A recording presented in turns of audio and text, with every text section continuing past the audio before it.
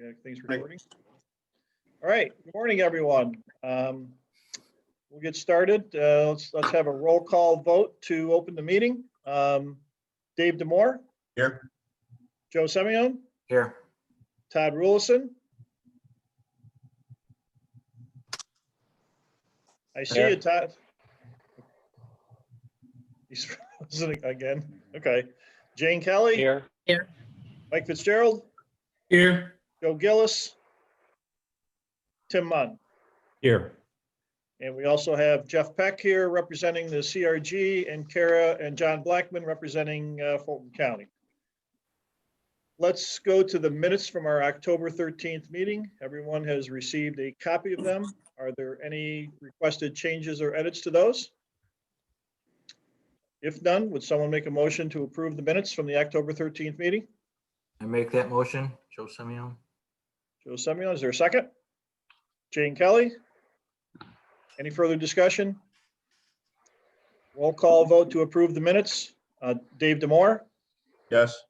Joe Semyon? Yes. Todd Rulison? Yes. Jane Kelly? Yes. Mike Fitzgerald? Yes. Tim Munn? Yes. Okay, let's go to the budget report, which was attached to your agenda.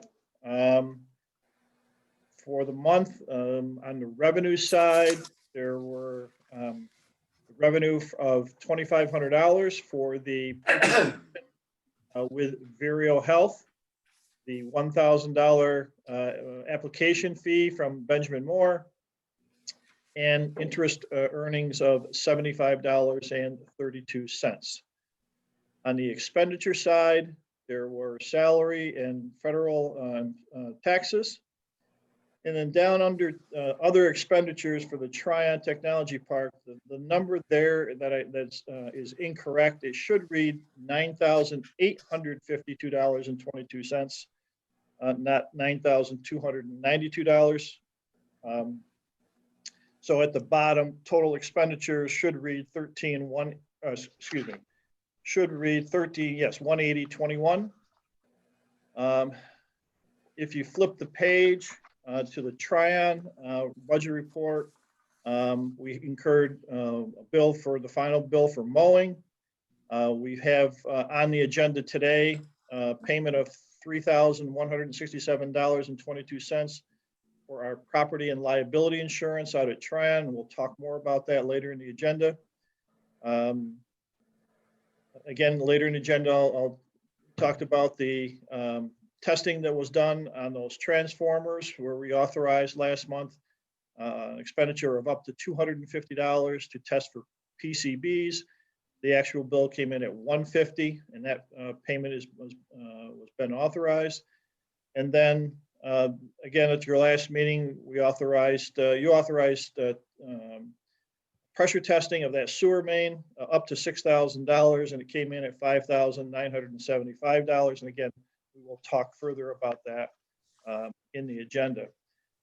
There's one other, again, I'm going to ask for approval of this later in the agenda, but yesterday we received in the first invoice from National Grid for the costs of running that pump at the wastewater pump station.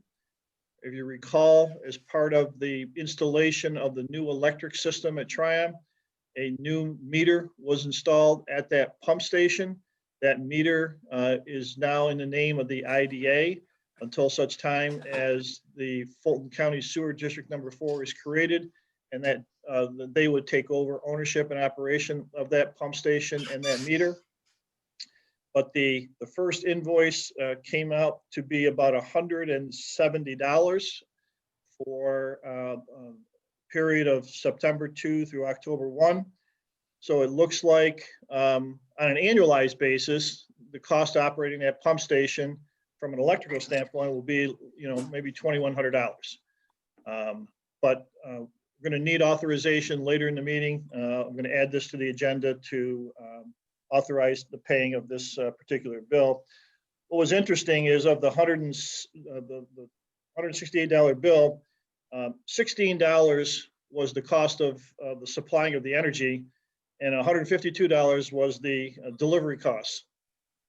So, you know, I just always like look at those numbers that it costs, majority of the cost is the delivery fees, not necessarily the energy itself that we're consuming. So, any questions on the budget report? On the mowing at Tryon, that's the final bill you said, so 5,840 was what they had bid on? That's right? correct. Okay. And Plus the 560.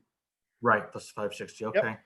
Then one more quick question. I know investments or the rate of return is low right now, but have we been checking to see? Yes, we have.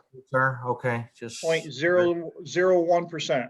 Okay, so. Is the current CD. Yep, we check every couple of months, Joe. Okay, just wanted to double check. Yep. I figured we were in a good predicament right now yet still. Okay, thank you. Would someone make a motion to accept the budget report? I'll make that motion. Joe Semyon, Jane Kelly with a second. Any further discussion? I'll make that motion.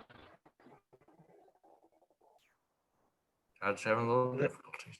I'm not sure if that was Todd coming through in slow motion, I think Todd. but we have a budget report, a vote here. Dave Yes. Demore, Aye. Joe Semyon, Right. Todd Rulison, Yes. Jane Kelly. Aye. Mike Fitzgerald, Aye. Tim Munn. Aye. Very good. Committee reports, monthly bank reconciliation. Mike, that was your job this month. How'd they look? They looked fine. There were no issues. Thank you, Mike. Going on to other reports, Fulton County report, John Blackman, anything to report from the county's perspective? Well, the supervisors board meeting that was supposed to be yesterday has been postponed till next Monday because I'm sure most of you have heard some of us have been quarantined for 14 days. I happen to be one of them. I can't leave the house until Friday morning. There were 66 resolutions on the thing. There almost all of them had to do with extension of contracts and things like that. We are going to apparently give a couple more housing sites to the city of Gloversville in the green in their green space program. Other than that, there's a couple more retailers going out of business in Johnstown. The one that you might not have, the restaurant supply is going out, but Dave's Photo Shop is going out. The reason that's significant is because the owner of the mall is going to reconstruct part of the mall. They're going to do like what a lot of other malls around the country are doing, and they're going to bring the front of where People's Store was right out to the front so you can go directly into the store because this COVID looks like it's going to go on for a while. So other than, and we also are going to remove a number of people from different committees because they did not file their financial disclosure statements. The county has taken a harder stance on that the last couple of years. And I don't know how many of you heard about the 20 megawatt solar project down in Perth that's underway. It hasn't started physically yet, but it's in the works. What's significant about that is that that big of a project, 20 megawatts and above, the projects technically don't have to pay any attention to county rules or township rules if they choose to do so. So other than that, that's all I have. Any questions of John? Thanks, John. Okay. Jeff, CRG report? Not a lot to report. It's, as you know, the CRG continues to work on the project in the industrial park, at that expansion project. We're also working on the CRG magazine, which is due to come out soon. You'll all be invited, if you haven't already been invited, to attend a kind of a grand opening or showcase for the CRG magazine. More work continues in downtown Gloversville, although that's been stifled for a couple of weeks here, and continuing to work on marketing for the county through the websites and answering requests as they come in through the state and other sources. Very good. Thank you, Jeff. Any questions of Jeff?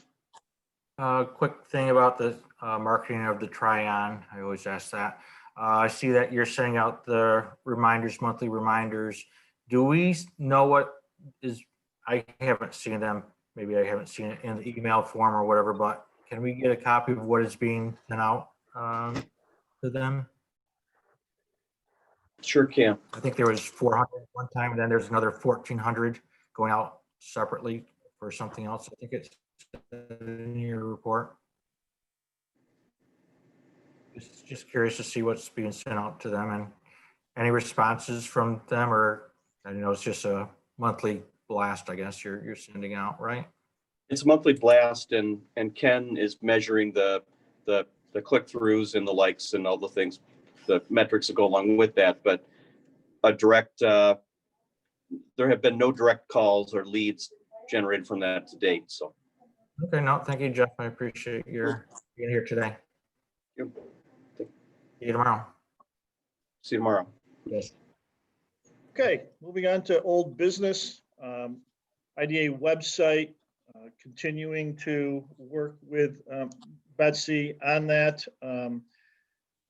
We're, with respect to that economic development program flow chart that we drafted, that was sent out, as we talked at your last meeting.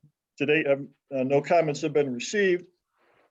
And still working with Betsy on the graphic component of that flow chart. We have another conference call scheduled with her this Thursday, and we'll see what updates she has in terms of getting some draft graphics for that flow chart. So an ongoing project. Next, Cushman Wakefield, in terms of the Tryon and the shovel-ready land and the two buildings out there. They have those listed. They've shown the buildings to several interested parties. Those interested parties are, having ongoing difficulties with getting information from National Grid, on what the potential costs would be for, electrical and gas hookups to those buildings. So, there's continuing showing. I know it was just last week that they again showed those two buildings, and hopefully, we'll continue to see that, and hopefully get a potential purchase offer on one of those shortly. For the lands on the south side of 107 that we're in the process of trying to sell to Tryon Organics Enterprises, after your last meeting, at which time you authorized that sale, I emailed Dave Huckins a copy of the resolution that authorized that sale. We received from Ferguson and Foss a new survey of the parcel that came in last week. And so we're moving towards trying to get a closing on this transaction. So hopefully that will happen, and we're certainly moving in that direction. Kara, anything to add from your end on this? No, I don't think so. What we're really waiting on right now is title. We've sent over to them what we have. They're in the process of preparing a title report. We have documents ready to go. So as soon as they give us title and there's anything else that they need us to sign, I'll coordinate with Jim and Chairman to get everything signed. But that's where we are. It's title is the hold up, if you will. Okay. And Dave, once we get all those documents ready, we'll coordinate with you for getting those things executed. Okay. Part and parcel with that is the next item on the agenda, and that is the sewer line that services that parcel. At your last meeting, you authorized an expenditure to test that sewer main. I sent you all an email last week summarizing the findings of that. And again, it's also here in your agenda. Given the amount that was authorized, it equated to about 2 full days worth of work with CFI's team and their equipment to be on site.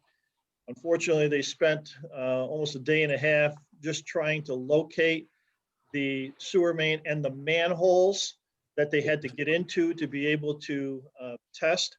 Some of these manholes were, buried under a foot of dirt. And it wasn't like you could just go along and scrape the heel of your foot to find these manholes. They actually had to bring a piece of equipment in and stand on one manhole, see where the pipe was headed, and then just scrape along and finally finding where all these manholes were. What they did, good news is we now know exactly where that sewer main is. The testing that was done, unfortunately, didn't produce positive results on either the force main portion of the sewer line as well as the gravity portion of the sewer line. So because it's inconclusive, more, I think additional work needs to be done. And the next step would be to have a camera put down into that sewer line and run through there to see if there's any crack in a line, a break in a line that could be caused by either a root or a rock that somehow has, caused damage to that sewer line. Been working with Adirondack Septic, who does this work. They're the one firm locally that does this work. And also their familiarity with the sewer system out there, it would be positive. So what they do is they gave us quotes to do one of two things. One is if you could just do the video inspection where they actually put the camera in the pipe, the camera crawls along, images are taken on a constant basis. And if they see a crack, a break someplace in the line, the camera stops, they record the distance in, that they've gone, so that we have a record of where in that line that problem was found, so that if you have to go back and dig that line up, you'll know exactly where it is and not have to be moving all around and fishing for where that break or crack is. So the video inspection is about $2,000 a day to be out. The unknown is they also like to typically will go in first and power jet a section of sewer main, flush it out before they put the camera in. But that doesn't always have to happen.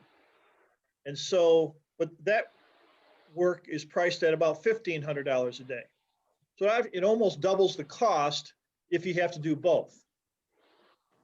So to be doing both, you're talking $3,500 a day to do both of these things. Now they estimate that they could do 300 to 500 feet of testing and power jetting in a day. Well, we have the total length of that gravity sewer line is 1,300 feet. So it could take 4 to 5 days to do that entire length of sewer line, to have it power jetted and videotaped, video recorded. And so at 4 to 5 days, that could be $13,000 to $16,000, $17,000 to do all that. Now, if they could do it all with just doing the video inspection, it's going to be almost half of that. Unfortunately, I can't give you, because I know you want to know exactly what this is going to cost. All I can tell you, and I think all you're going to have to make a decision on is based upon the worst case scenario. And I think if you're going to do this, I think you're going to have to authorize, a maximum expenditure, and we'll have to work within that number. And unfortunately, this is, going to add on to the $6,000 that you've already spent. You could spend another 15 here and you still haven't fixed any problems. So, I mean, this could end up costing you between $20,000, $30,000, $35,000. The reality is, unfortunately, is that you're going to have to do this if you want to achieve the $90,000 sale of this land, right? Because without confirming this, there's probably not going to be a sale. If we can confirm all this and get to make sure this sewer line is operational, there will be a sale. So, questions, comments? I have comments. Just like with any transactions of property, sales. There's inspections, whether you do it at trying to sell a house, you have house inspections, and then there may be some things that need to be addressed. A lot of times what happens is instead of actually fixing them, you offer a allotment towards repairing this thing. I know when Kelly and I bought our house, there was a problem with the well. They gave us a $5,000 allotment to drill a new well. And I think, unfortunately, there are so many unknowns in this case. I mean, like I said, we've spent 6,000 or just under 6,000. We could spend up to the 15,000. And as you said, we haven't fixed anything. Thank you, Jeff. And then we still have to fix it. So like I said, we could be into the $30,000 range, and we're got it for sale for 90,000. If we had an offer for $60,000 way back yonder, we probably wouldn't have taken it. It's way low. I think we've had that. So I think, could we ever offer a compromise? Okay, I'm sorry, Joe, you froze for everybody froze for like 10 seconds. Okay, so I just think we have so many unknowns, and like you said, it could be up to $25,000-$30,000. Could we ever go back to the principal person interested, try an organic, and say, we are only going to spend so much. We've already put 6,000 into it. We know there's an issue, but what if it's $35,000, $40,000? I mean, like I said, we don't even know what the fix is going to be. We're in trouble. To sell that whole site for $50,000 or $60,000 to make net. I mean, I think it's we're sticking our neck out too far. We with other people, we've never had to prove that the sewer line was going to work. We had even stressed that the smart thing they should do is just put in their own septic systems, plain and simple, for a couple $1,000s, so I just think, having to repair this thing is going to be a nightmare for us financially. Well, and you're right, Joe, that's the unknown. I mean, if we do this work, we could find that it's as simple as there's one crack in one section of sewer main that will be a minimal cost to have to fix. That it wasn't holding air pressure because there was one break caused by a rock that came through, that it's going to cost us $2,000 to fix. Conversely, there could be 5 or 6 issues with here that could cost $20,000 to fix. And you're right, that's one of the unknowns that we have right now. And that's what this next level of work, this video camera will give us answers to. But unfortunately, you might have to spend $10,000, $15,000 to get those answers. I think it's too much. I think it's too much. I mean, we're going to have 20,000 into it, and not even. What if 10 places need to be repaired? What if you've got to repair 500 feet of piping? I just think it's too much. And as you said, it may cost a deal, but maybe there's something that we can talk to Dave Huckins and his partner and say, we can only give them an allotment if they want it. I mean, that might be the first step, because you just say the board members, you say me, are concerned about what the total cost may be. I mean, obviously that may put them up in arms saying like, well, we don't want to get stuck with $30,000 of expense either, but they do have options. They don't need to have an operational line. I mean, they could have had septic systems in those buildings. They could revert to promise that. of their offer to purchase was based upon that sewer line being operational. Well, we can't provide that right now. I mean, what if it's $40,000? It's too, we don't have, and to spend 20,000 or even 7,000 more for a 2-day thing, we've got 13,000 into it and we don't even know if it would even show anything in those 2 days, the best scenario, you know?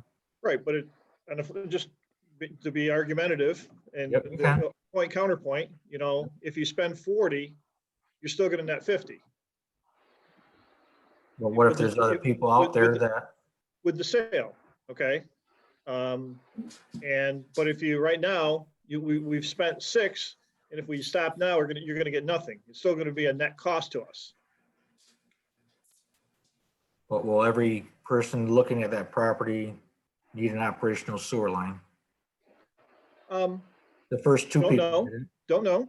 You're right, don't know. It's just the current purchase offer that you have that you signed a contract with, says that that will be an operational sewer line. I mean, Jim, do we know the age of that sewer line? it's rich. Yeah, that's probably about 40 years old, Mike.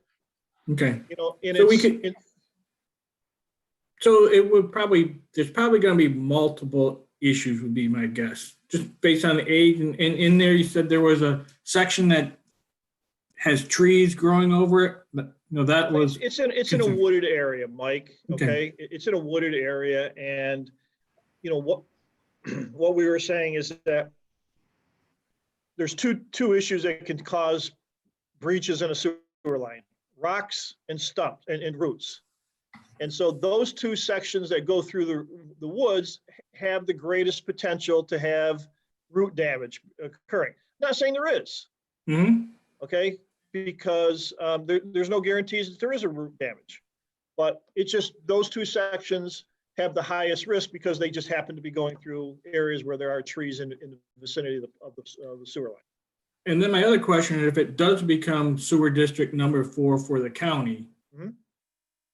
wouldn't any potential buyer, once it becomes part of the sewer district, not be able to, wouldn't they have to hook into that sewer system and not be available the option of having a septic system, their own septic system? Well, correct, they would have to hook in if it's in the district. And I think that's the issue right now, is if this sewer district is going to be created, hopefully within a couple of months. And if this sewer line is going to be operational, it'll be included in the district. And this parcel will be included in the district. If this sewer line is not, if we're not going to fix this thing and, make it operational, then that parcel probably would not be put into the district. All right. And so if that parcel was not going to be in the district, then it wouldn't hook into that. It wouldn't have to hook into that sewer line if somebody was going to develop it in the future.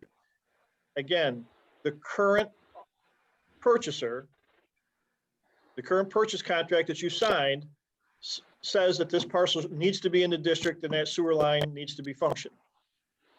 Now, if this offer to purchase expires and we don't close, okay, that obligation to be in the district and to have this sewer line operational would no longer exist.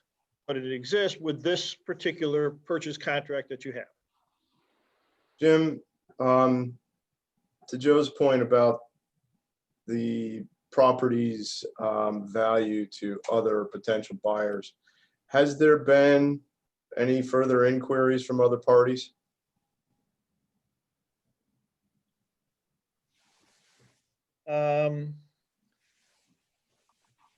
There has been, some inquiries, but once that purchase contract was signed, right, the property was not shown again to anybody, okay? Because you have a signed contract, all right? And so there were, from my understanding from the Realtor, there were inquiries made, but again, the property wasn't shown because it was already under contract. And if I recall, the very first interested party, we never got to a position of a signed agreement with them, but they were also interested in tapping into that sewer system, were they not? Yes. Yes. I mean, its proximity seems likely that anybody who has interest in that property is going to want to tap into that. From my thinking, I think it behooves us to clarify what's going on in that pipe and determine if it's a small problem or a big problem. And I think you're right, Jim. I do think ultimately we're looking at a net revenue rather than a net expense if we go through with this. It may not be the full gross value that we were shooting for, but it's still on the positive side of the ledger. And I do think it's more than likely and probable that any other interested party is going to want to have access to that sewer line. And I think there will continue to be pressure on us to make sure that it's functional. That's just a gut check on my part.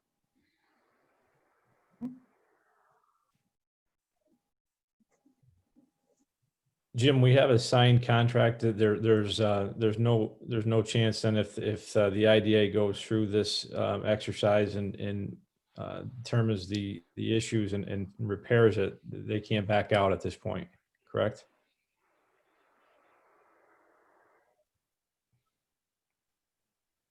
Kara, I'll let you answer that one. I mean, Can I always say that there's always a chance until we close. There's always a chance. Right now, I don't think there's any issue with title. That would be the only contingency that's outstanding, as far as we know. Title has been clear when Vireo purchased it under the same chain of title, so there was no issue there. So I'm confident title will come back without an issue or something that we can't resolve. But that's not to say that they just changed their mind. And I mean, it's possible. Right. You would have a claim against them, but whether or not you wanted to go after them would be. I've seen some strange things this year, so in real estate, we're alone. So, yeah, I mean, I can't give you 100% certainty that they can't back out. I don't think they have a valid basis to back out, though.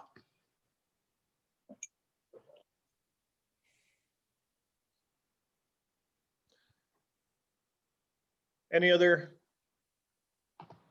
questions or comments? Well, I think at So this I point, think somebody the- needs to get a motion on the table to kind of figure out what direction we want to go in. Would you agree? I would agree. And so the motion, I think there's one of two options that you can pursue, would be to move to stop all work and spend no more money, or move to authorize an expenditure of up to a certain amount, and to have the video inspection work performed. Could we go back to the prospective buyer with a allotment? That could be a third option. Say we'll give you $10,000 towards it. No, because they don't own that sewer line. We can't allow someone else who doesn't own the sewer line. We shouldn't allow someone else who owns the sewer to work on our sewer line. I don't think that's appropriate, Joe. I think if there's work to be done, that the IDA who owns the sewer line should do the work. Okay. To make sure the work is controlled and done the way we would want it done. Then I would think the second option then would be just to do the 2-day expenditure, try to do that at this point in the two areas that we had seen in the email that might be the most likely where trouble could be, and take it from there. So I would say let's authorize another $7,000 to have them search the two most likely areas. Obviously, if it comes back that's not in there, then we're going to have to spend more, but that's my suggestion then.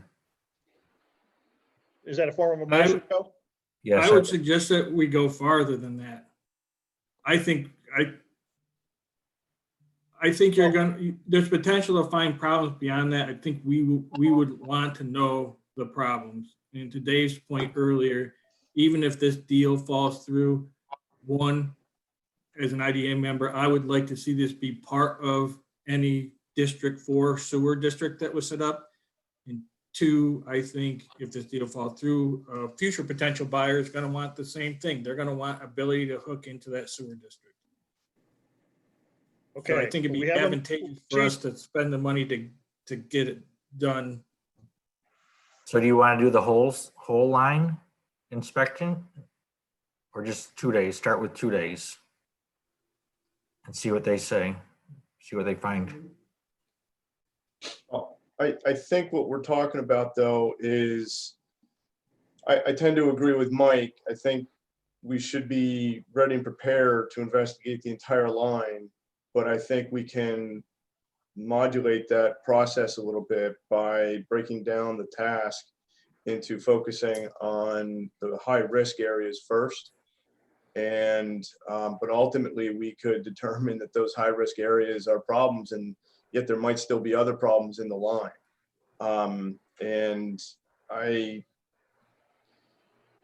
if we're gonna do this, I do tend to think we're all in, but I do think maybe it's reasonable and prudent to break that work down into chunks, so that if we get to the $7,500 expenditure mark, maybe Jim can notify us of results at that particular point, and just keep us in the loop of any changing conditions.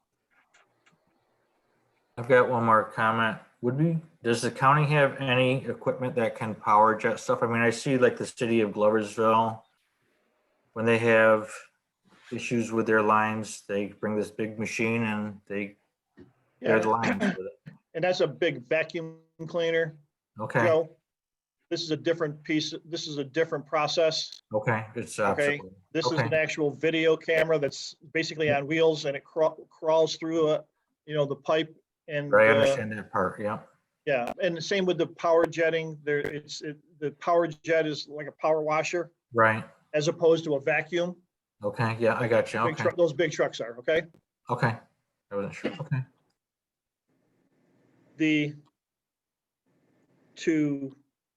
So the suggestion is to authorize doing the entire line, but start with the first these two sections that go through the woods to see what we find. And then share that information with the board and then make a second decision. Do you want to then proceed with the balance of the sewer lines? Is that kind of what I'm hearing Mike and Dave suggesting? That's basically what I'm suggesting. I would concur with that. Okay. So anticipating having to be out there 5 days, a worst case scenario. All right. I'm going to say then that the total cost for 5 days would be upwards of $17,000. Looking at the math, 3,470 times 5 is about 17,000. However, what we'll halfway through there, we're going to stop. Right, I'll let everybody know what we found going through those two sections in the woods. And I'll email you as soon as we can, and then I'm going to need quick responses on whether you're going to say that's enough, stop, or continue on. Fair enough? Is that kind of where we are? Jim, just out of All right. curiosity, just one follow-up question to that in terms of process. If they investigate those two suspect sections first, and let's say they find something suspicious in one of those portions of the line, are they able to pressure test either portion of that line independently to kind of rule out that the rest of the line might be damaged somewhere? Or is it all just kind of based on the They have to- manhole location? Yeah, where that sewer line, if you can kind of visualize, it starts on the south side of 107 and it comes up to 107, runs parallel with 107.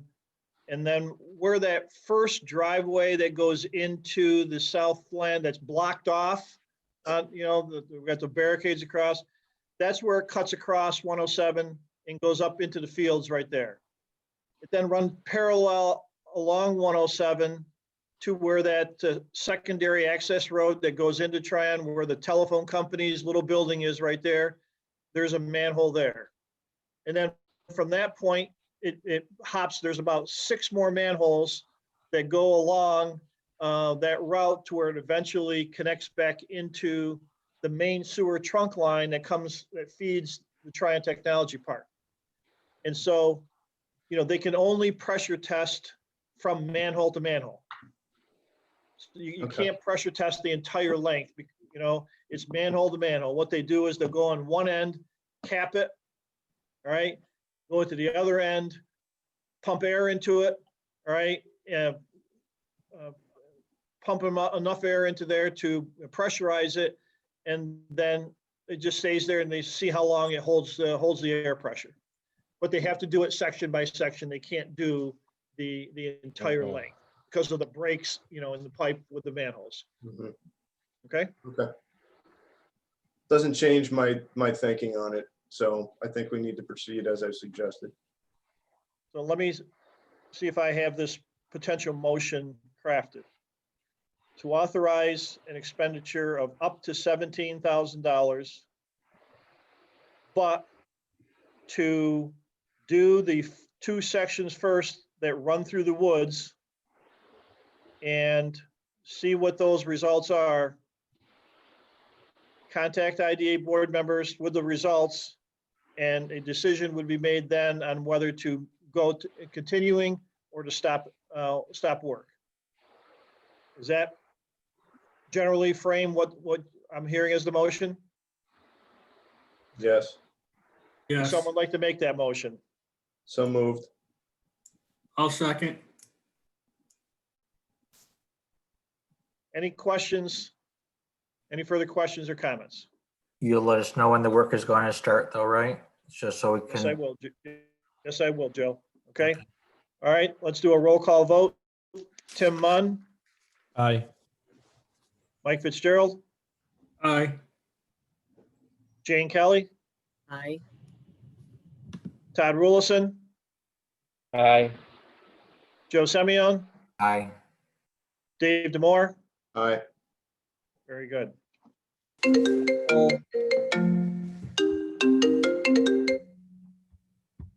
Okay. Next item, speaking of more sewers, the plugged sewer line at Tryon. Recall back in June, a plugged sewer was discovered. Adirondack Septic was hired, and they rerouted the sewer flow around that plug line. That work was completed. However, that plugged main is still there and needs to be repaired. We sent out an RFQ to get pricing to replace that plug section of sewer main. It was sent to 7 local contractors. 4 quotes were received. Those quotes, I emailed everybody yesterday. The low quote was from Perrine Contracting out of Amsterdam. And we asked for 3, a base bid, what we called, and 2 alternate bids. The base bid was to excavate, expose that pipe, find where that plug section was, cut it out, and replace it with the same type of pipe that was taken out. That low bid was $3,020. The alternate bid we asked for was to expose the entire section of sewer main between the 2 manholes there and replace the entire section. He can come up, I guess. I'm on a conference call right now. And But he can that come to my- was $4,346. The difference between the two, as I explained in my email yesterday, just cutting out the section that's where it's plugged is certainly the least expensive, but it creates a risk that you now have this section of pipe that has the potential to move over time. Whereas if you go from manhole to manhole, that one continuous section of pipe, won't move. So there's just some degree of risk that a potential problem with that section of, if you just replace a section, if it moves, it could impact the flow in that section of line. The second alternate bid was to replace the 2 valves that are in the sewer line, upgrade it of where we're replacing this section of line. Those valves had to be turned and moved to reroute that line. And it was incredibly difficult. in those, because those valves hadn't been actuated, hadn't been used in years. And so we had, the second price was to take and replace those two valves. And that price was, from the low bidder, was $5,523.52. So the question to you folks is, do you wish to advance with this work? If so, do you want to take the base bid or alternate bid 1? And do you want to pursue alternate bid 2 at all at this time? My Question. first question, Jim, is, there seemed to be a pretty broad differential between the low bid across the spectrum and the two other bids. Like, it wasn't even close.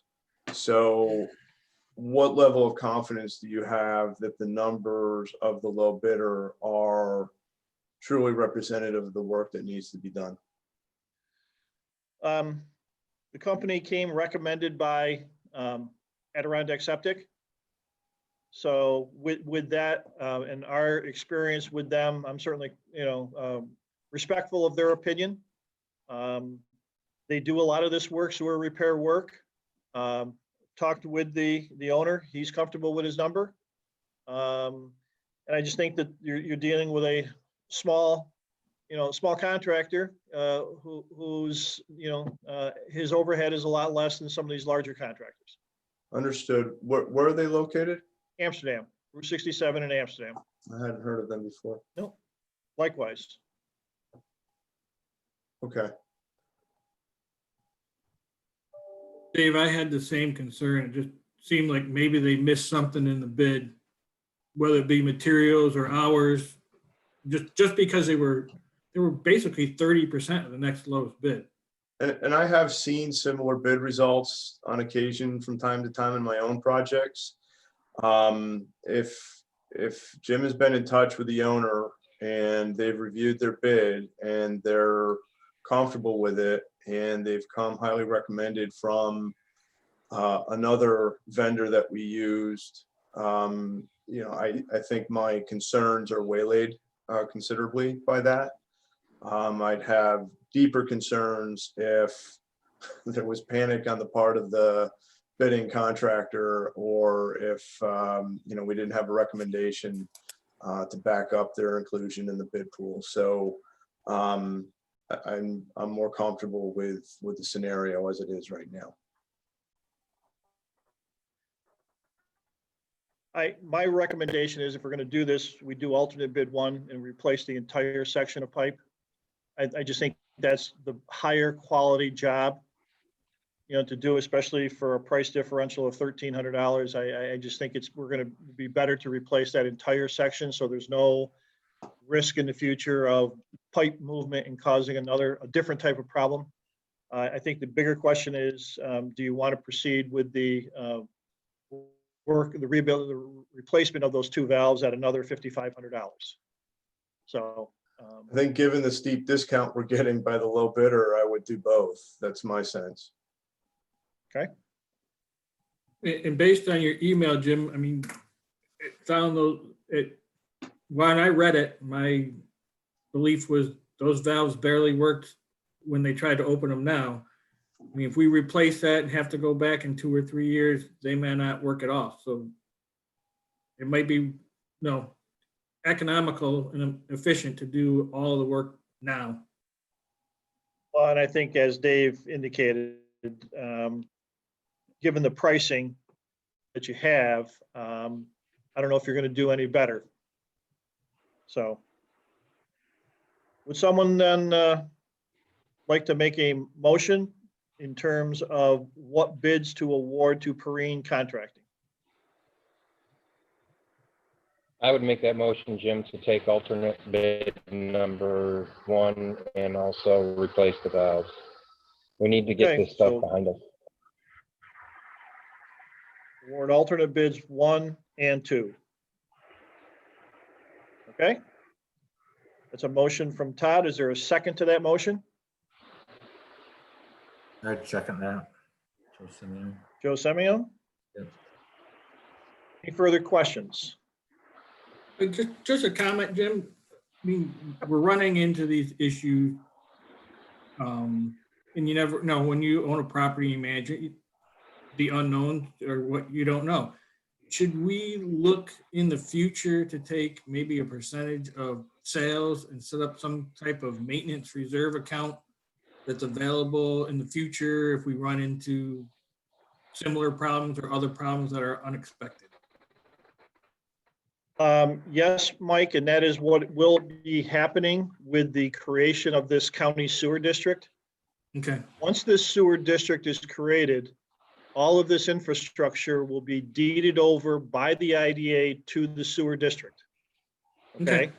And the sewer district will then take on the responsibility of operating and maintaining all of this infrastructure.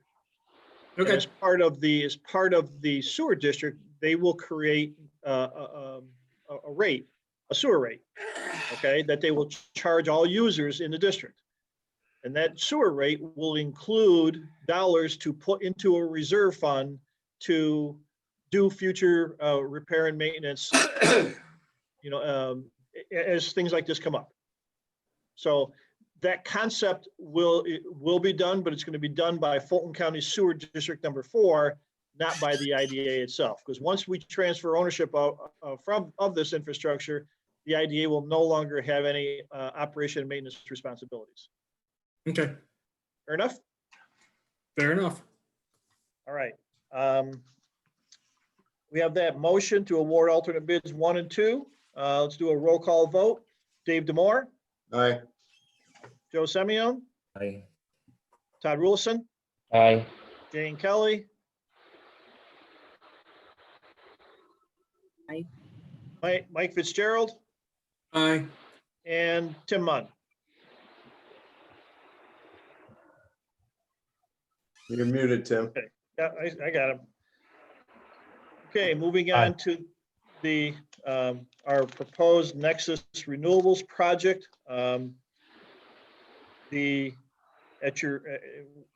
One change has occurred with respect to the lease agreement. Previously, you had authorized having the chairman sign a single lease agreement with Nexus Renewables. Subsequent to our last meeting, dialogue commenced between Kara and I, and then Kara and their attorneys, about whether we should be doing that or there should be individual lease agreements executed between the IDA and the 4 LLCs that will be created to operate each of the 4 separate solar projects that will comprise the entire solar project that's out there. And it was agreed that that would be the better approach. So what I'm asking for now is a motion to authorize the chairman to execute leases with these 4 LLCs instead of just the one lease that we were going to execute with Nexus Renewables. Each lease with each LLC will be identical, the exact same language in all 4 leases. Kara, anything to add there? No, I don't have anything to add about the leases.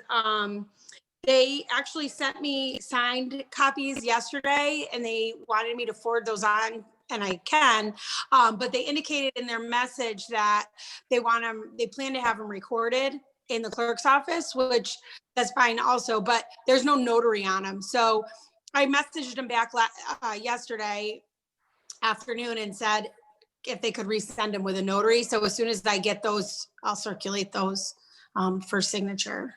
I've got Dave sign those. So I've got the 4 signature pages already signed by Dave. Okay. Can I just email you those pages? You can, but not if they want them notarized, if they're going to have them recorded. Oh, okay. So I have to get those notarized. Okay. I don't know. I'm waiting for them to respond because Okay. they asked them, she said that they can't have an e-signature, but they can have a wet signature to file with the county. And I said, well, if you're going to file with the county, we need to have them notarized. So I'm waiting to hear back from her. So I'll send you whatever they send me today. Okay, Dave, may need to have you redo those. Yeah, not a problem. Okay. Is anybody in your office a notary? Downstairs here, Rochelle. I mean, I can get a notary other places too, but I just, No, we would coordinate that with you. I'd have you stop by. Just, All right. I'd have Rochelle meet you downstairs and she'll notarize it as you sign them. okay, Okay? Yep. Okay, could I have a motion from someone to authorize the chairman to execute these 4 leases? Jane Kelly? Is there a second to that motion? I'll second. Tim Munn, thank you, Tim. Any further questions? Let's take a roll call vote on this motion. Dave Demore, aye, Joe Semyon, Aye. Todd Rulison, Aye. Jane Kelly, Aye. Mike Fitzgerald, Aye. Tim Munn. Aye. That motion is passed. The sales tax exemption benefit is being worked on. And Kara, where do we stand with those documents? I'm working on them and they want to close by the end of the year on that. So they're working on insurance right now, providing us with that information. We need the documents that they have regarding the LLCs and resolutions. So I'm coordinating with their attorney on that so we can close that. Okay. Very good.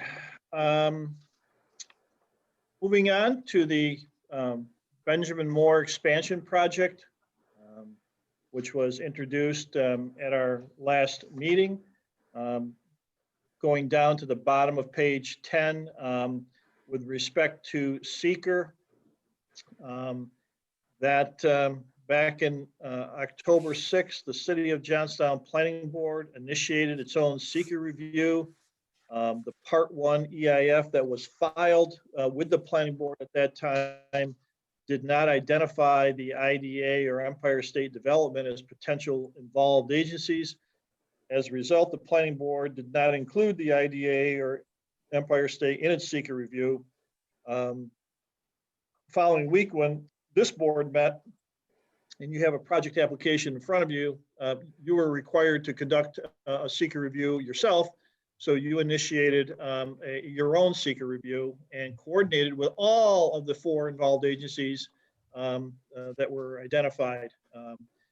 Subsequent to doing that, DEC intervened and asked that consideration be given to either the city or the IDA being the only lead agency. And after several phone calls with DEC and their regional permit administrator and their regional attorney, it was agreed that the City of Johnstown Planning Board would withdraw its and terminate its seeker review and consent to the IDA being the seeker lead agency.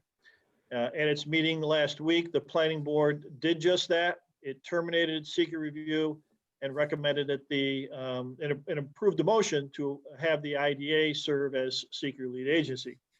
So it is now, today, we're hopefully going to go through this seeker process and conclude it. And then the City Planning Board, which was scheduled last week to approve the site plan for that project, postponed taking that action till this afternoon in hopes that because they have to wait until taking any action on that site plan until a seeker review is done. So hopefully the seeker review is completed this morning, and then this afternoon the planning board can meet and take its action to approve the site plan. So the IDA board at your meeting last month proposed that it serve as the seeker lead agency. We sent that resolution around to all of the 4 involved agencies, and Benjamin Moore, the City of Johnstown Planning Board, and DEC have all responded saying they concur with the IDA board serving as the seeker lead agency. So with that, I'm recommending that we adopt a motion that formally now designates the IDA to serve as the lead agency in this coordinated seeker review on the proposed Benjamin Moore expansion project. Would someone be willing to make that motion? Jim, I have a conflict of interest with Benjamin Moore as they're a customer of mine, so I will not have comments or I will have to abstain from the voting. Thank you, Joe. Yep.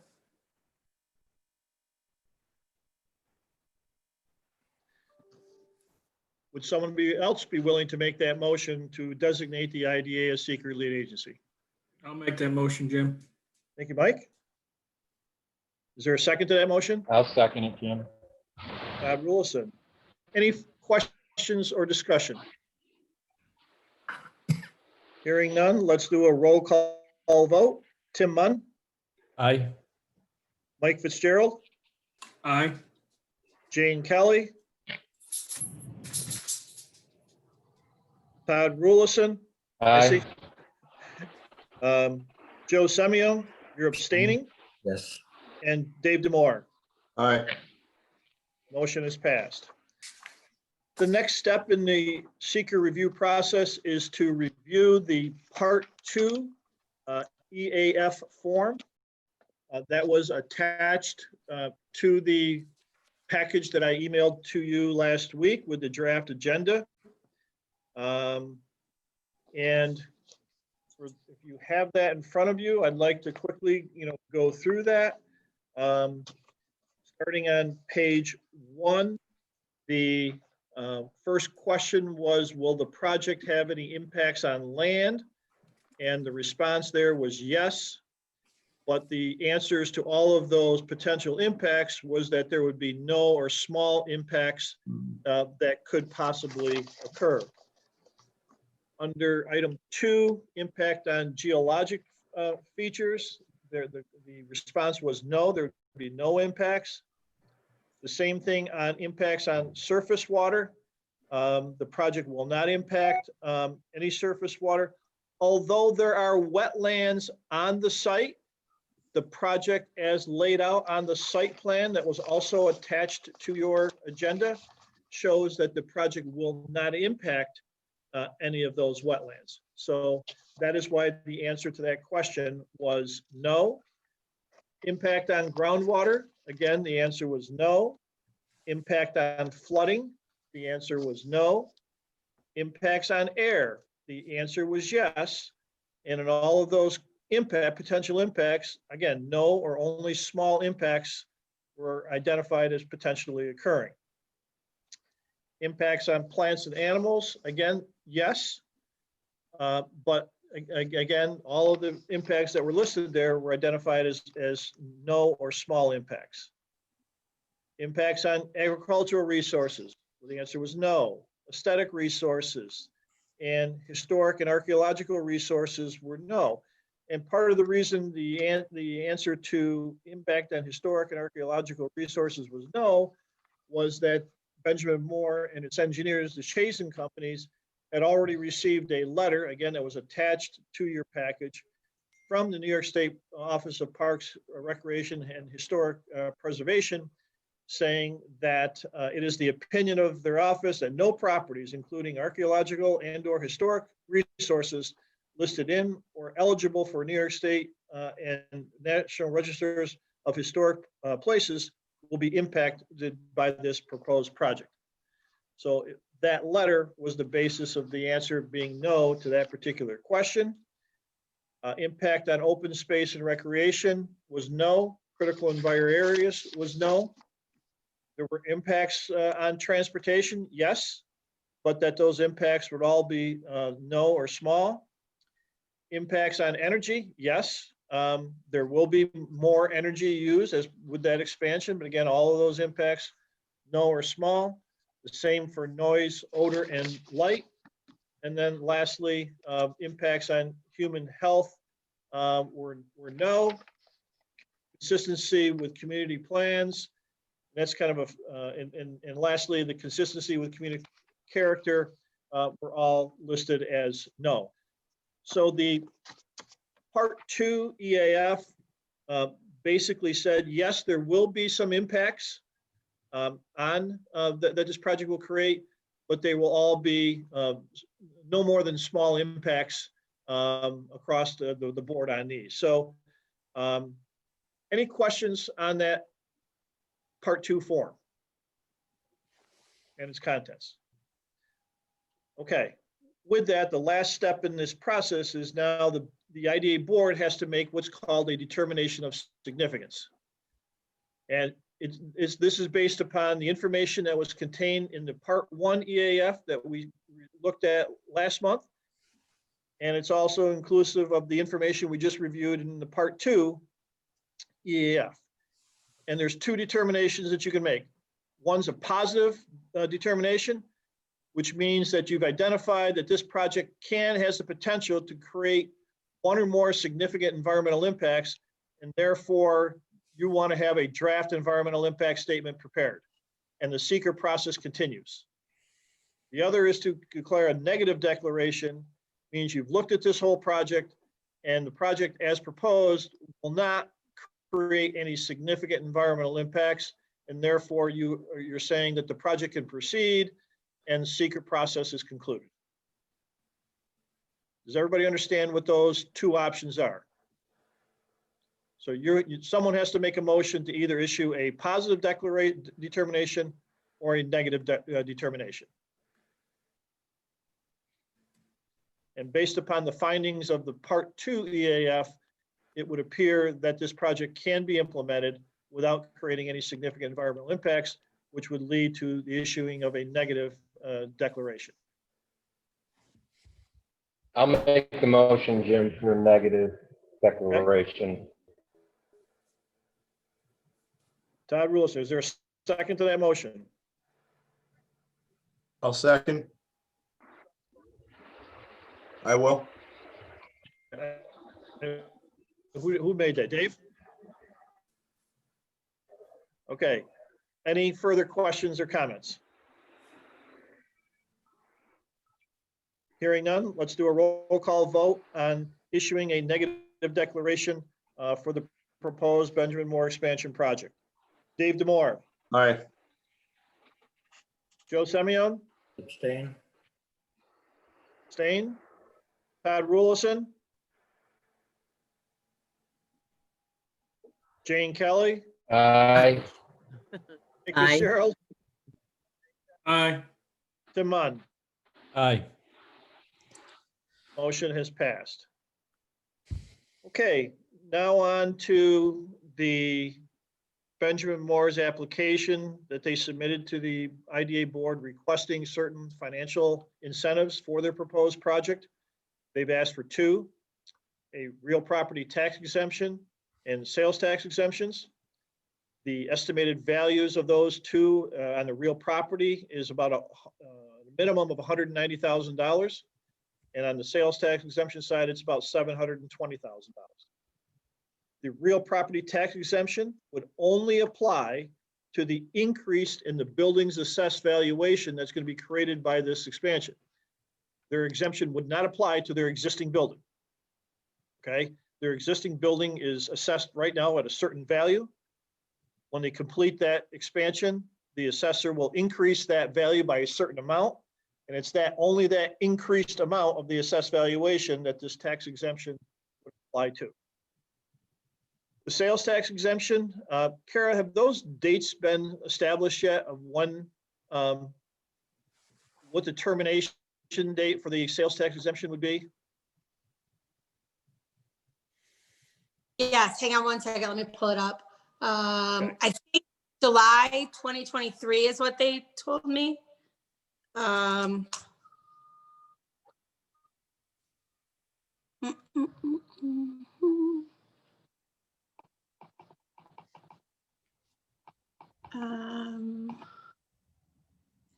June 30th, 2023. Thank you. Since this application requested benefits greater than $1,000 or $100,000, excuse me, a public hearing had to be held. That public hearing was held back on October 27th here in the offices of the IDA, and no one spoke at that public hearing. The next step are the evaluation of the project application. Again, going back to as part of the IDA reform legislation that the state adopted a few years ago. The IDA board approved the utilization of a new project application, and it contained a new section 8, which was project review criteria and annual monitoring. And so it says that the agency shall review project applications and use the following specific criteria for evaluating and determining whether to provide benefits to the proposed project. And so the 5 criteria are listed there. And so as we go down below, the question is, will the project create or maintain jobs? The answer is yes. There are new jobs at a minimum of 10, upwards of more will be created. But there will also be maintaining the 133 jobs that are currently there. What are the wages to be paid for the new jobs to be created? The project application says the production jobs would be an annual salary of about $46,000 a year. What is the total private sector investment? It's significant. The application identifies the total investment at $17,750,000. How much local labor will be utilized during construction?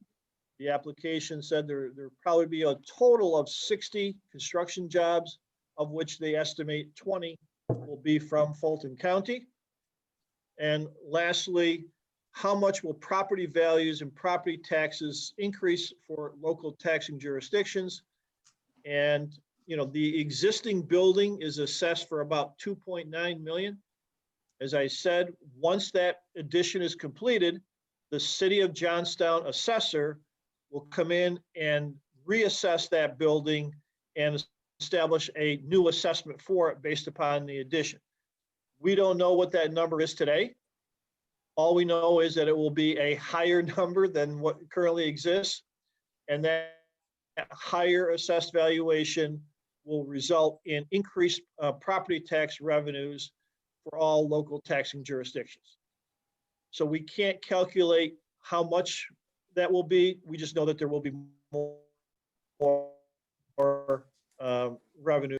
So the next issue here is adopting a resolution to approve granting the requested financial benefits. But you can only approve it if you've determined that the 5 criteria that we just reviewed justify granting these financial benefits. So the project's going to create tax base, it's going to create jobs, it's going to save jobs, it's going to result in a significant private investment, it's going to create some construction jobs. So there's certainly a number of justifications for granting these financial benefits. The resolution that Kara has drafted is attached to your agenda. It is the standard resolution that the IDA has acted on in previous projects when it approved financial benefits. Kara, anything to add or explain regarding the resolution? No, I don't think so. It's pretty straightforward. It sets out all the terms and benefits that Jim just went over. They would like to close as soon as possible. So I am working on those documents today, actually, and coordinating with their counsel on getting the same documentation we need and swapping documents. So to Dave, I'll need to coordinate, and I don't know if you want me to do it through Jim or Dave directly, signing documents as well for these projects. Will these documents need notaries? Yeah, some of them, yes. And some of them I'll need originals for to file. But it's not, Yeah, those Coordinate imminently, the copies are fine for now. Okay, coordinate that, particularly the documents that need notaries. Kara, run those through me, Okay, because I'll have to coordinate getting Dave Dave's schedule and the notary downstairs, her schedules to make sure that Dave comes in while she's available to do that. Okay, So let me do that coordination. Other signatures that just need Dave's, he can just sign. Just, you can send those directly to him and just copy me, so so I know what's going on. Okay? Yep. So, any other questions? Hearing none, would someone make the motion as listed in the agenda to adopt this resolution? Jane Kelly makes that motion. Is there a second to that motion? Second it, Jim. Mike Fitzgerald, any further discussion or questions? Let's do a roll call vote on this resolution to approve granting financial incentives to the Benjamin Moore project. Dave Demore, Aye.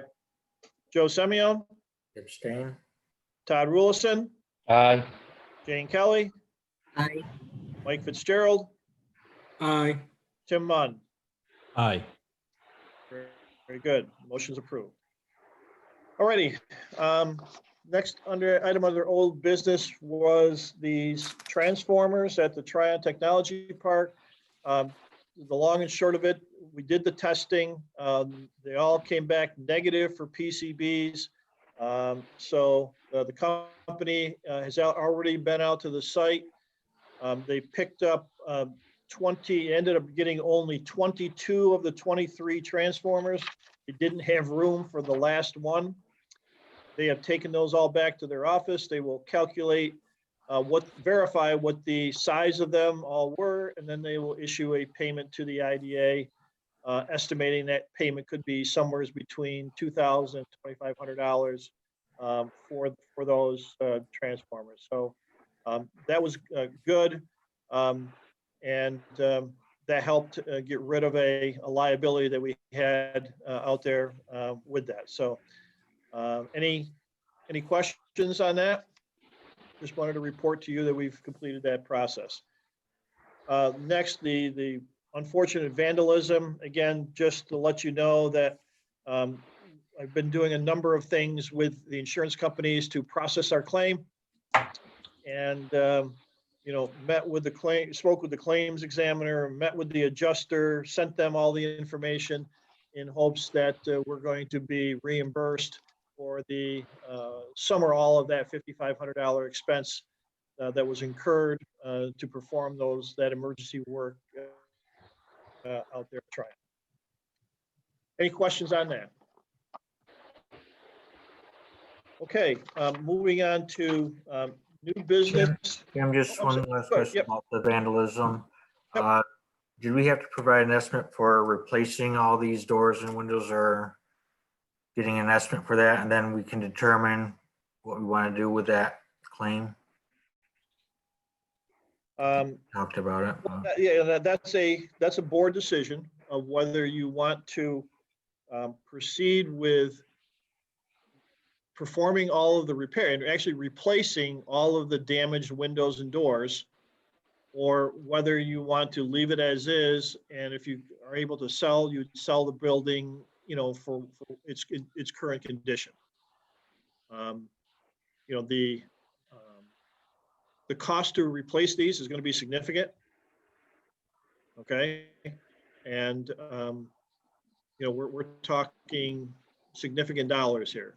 We're given the number of windows, as I said before, you just can't go in and replace the glazing.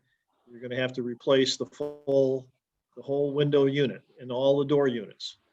And so I'm a little hesitant to suggest doing that now in the absence of a potential buyer.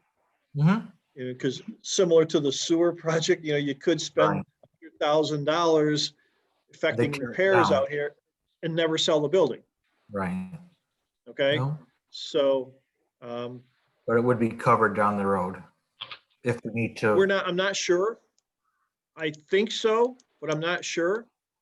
Because again, I still haven't gotten a check yet on these emergency repairs.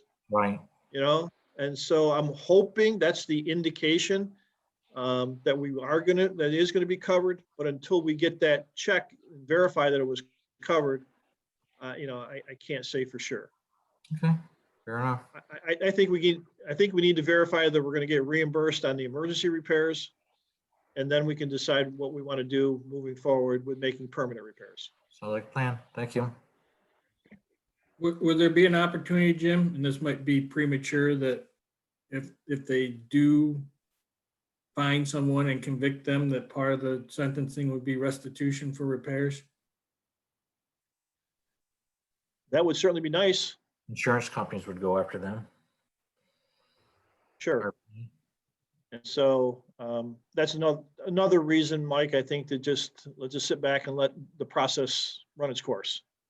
Agreed. Okay. Okay, under new business, as part of the work on our old electric system that's no longer functioning at Tryon, we had to go and remove all of the overhead poles and overhead wires that were attached to these poles. Part of that process, we had to find someone who could go up and actually cut the wires off of these poles. We got a quote from Tom's Electric, who did all of the installation out there.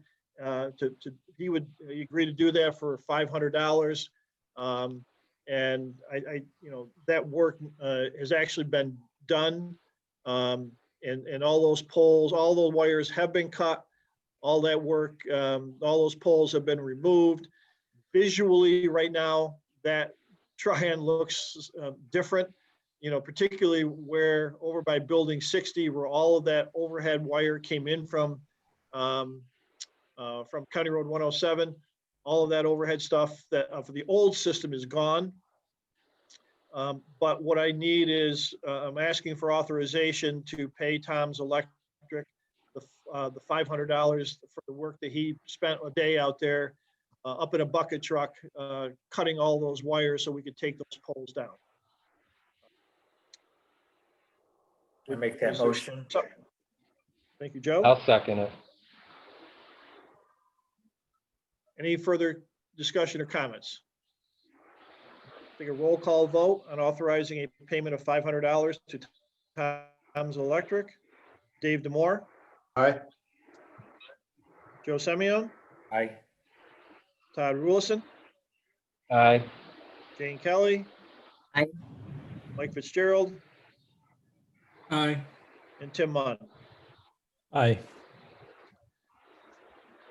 The other thing that I wanted to bring to the board's attention is the acknowledgement of the amount of work that the Fulton County Soil and Water Conservation District and John Parrish in particular, has done at Tryon as part of this new electric service and the work that we've done to remove some of the old electric service. They have provided their track backhoe, which was a integral piece of equipment that was used to dig all of the trench, a lot of the trenching that was done as part of the new electric service.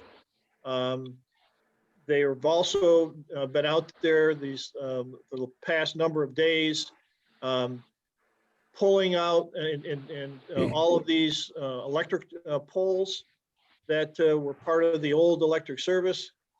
They're taking down many of the old light poles that are in the areas of the Tryon that we're trying to sell. The properties that have these poles are just in the way.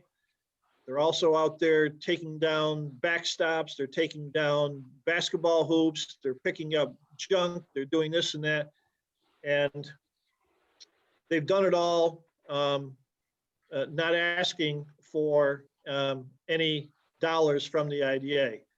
And I think that's been a great gesture on the part of the Fulton County Soil and Water Conservation District. But I would like to toss out for consideration that the IDA provide some degree of reimbursement to the district for their equipment rental, their fuel that they're burning, their hydraulic fuel, fluids that they're using in their tractor and things of that nature.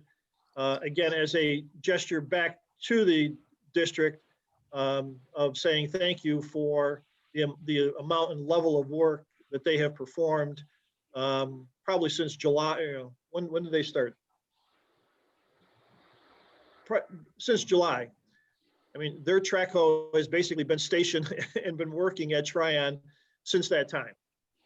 And so I just wanted to toss out whether that's something the board would be willing to give consideration to in terms of making we haven't received an invoice. We haven't been billed. I think anything that the IDA board would be willing to pay the conservation district, they would appreciate. But I just think it's something that we should at least discuss, given the extensive amount of work they've performed. Jim, do you have go ahead, Joe. Like I said, you haven't received any invoices and stuff, but I mean, if we ever had to do this ourselves or sub it out to anyone else, it'd be in the thousands, I would imagine. It'd be thousands and thousands of dollars. So I would think that even an offering of $5,000 is, we've saved ourselves a ton of money in that aspect, but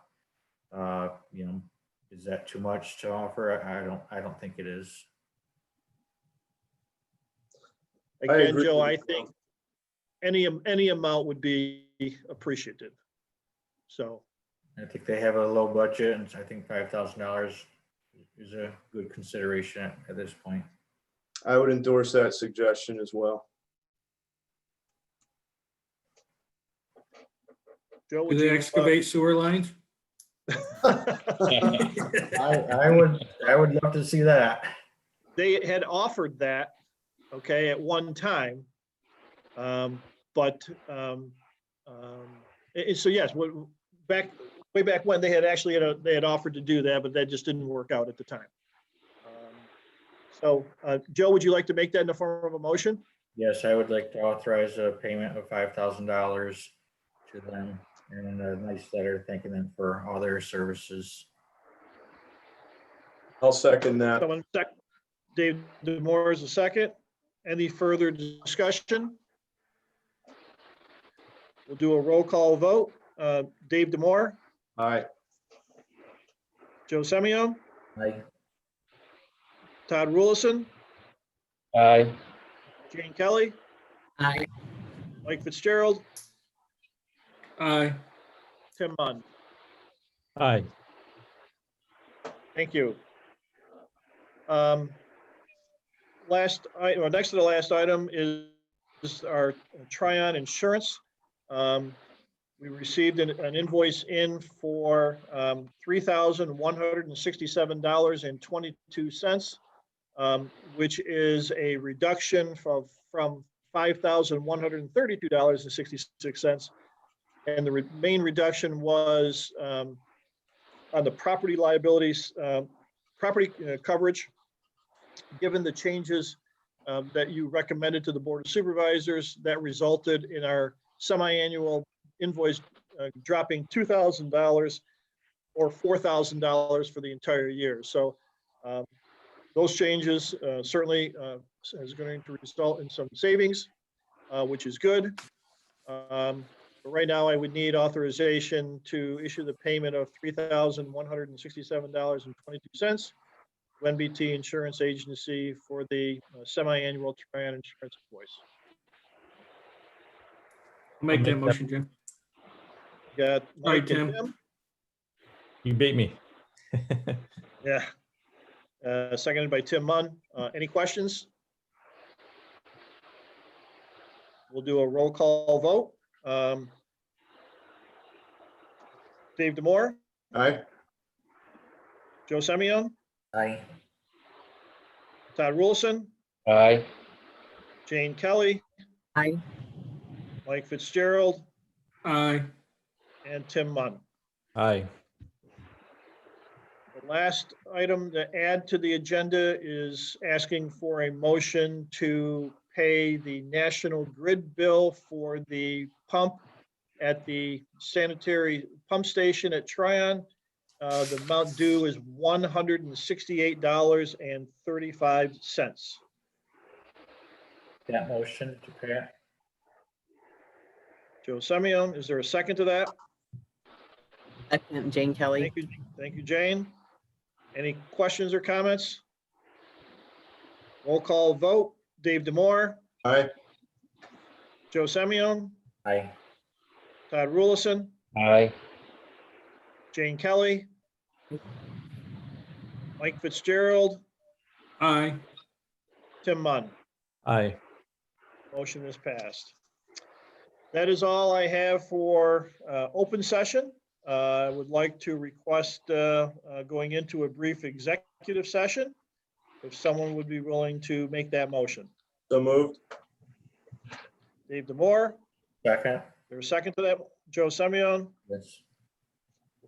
Thanks, roll Jeff. call vote. Dave Demore, thanks, Jeff. Aye. Thanks, guys. Thank you, Jeff. Have a good You day. too.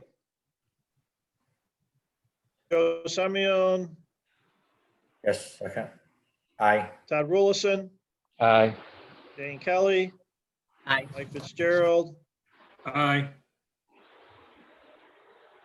Okay, motion to go out of executive. Who will make that? Jane? I Is there a will. second? Joe Semyon, Second. do a roll call vote. Dave Demore, Aye. Joe Semyon, Aye. Todd Rulison, Aye. Jane Kelly, Aye. Mike Fitzgerald, Aye. Tim Munn. Aye. Okay. We've received a request from Northeastern Water Jet to purchase an approximately 3-acre parcel of land immediately adjacent to their property in the Crossroads Industrial Park.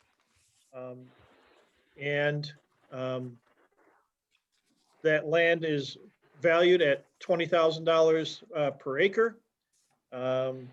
Would someone be willing to make a motion to authorize the sale of that parcel of land to Northeast Water Jet at that price of $20,000 an acre? Make that motion. Joe Semyon. Someone second that motion?